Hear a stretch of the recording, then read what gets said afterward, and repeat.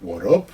It is me, Bones, and welcome back to the Necro Zoo.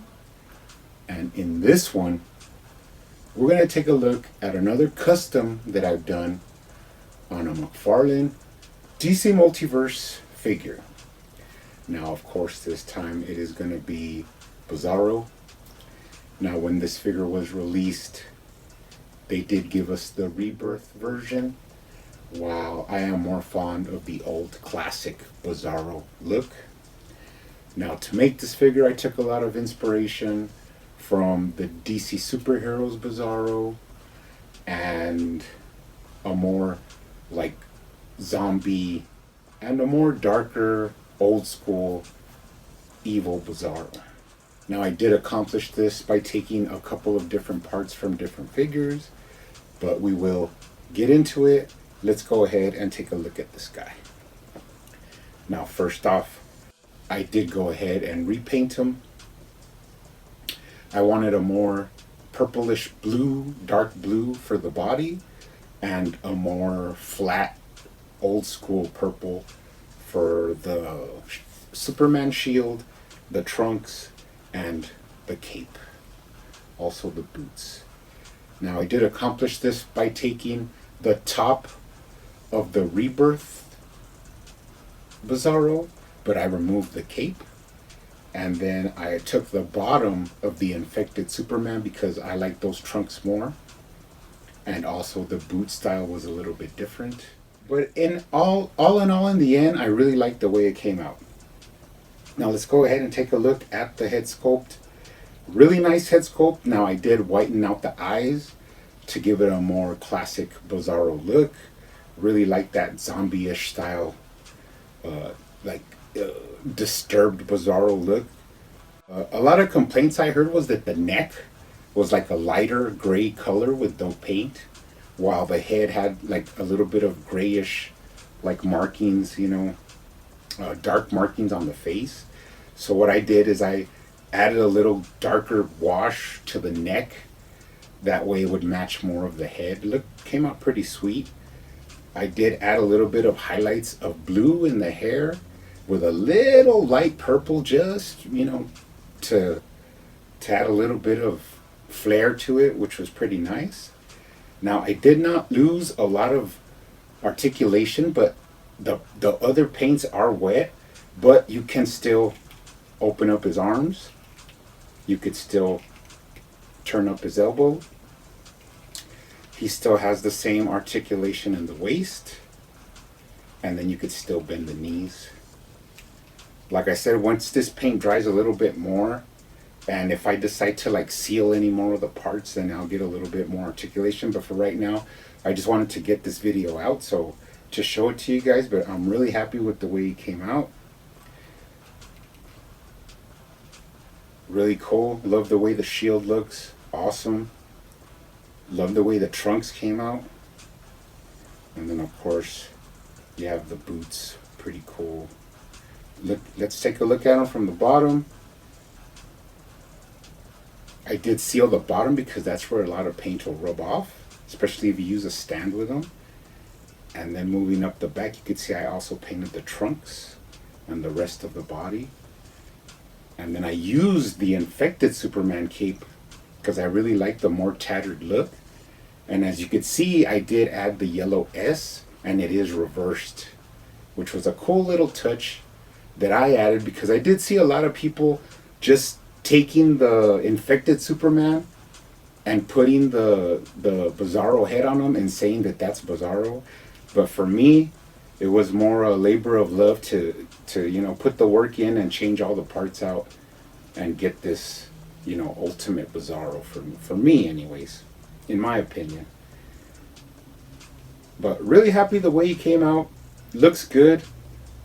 I could have sealed the cape. I don't really like sealing colors that look really crisp, because when you seal them, they get a little bit of gloss to them.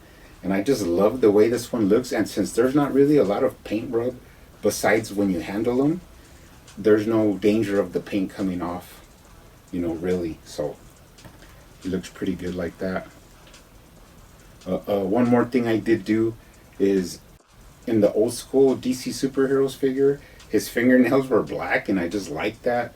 So I added, like, his thumbnails are black, but when I get the other hands, I'll be painting those nails black as well, just to match it up.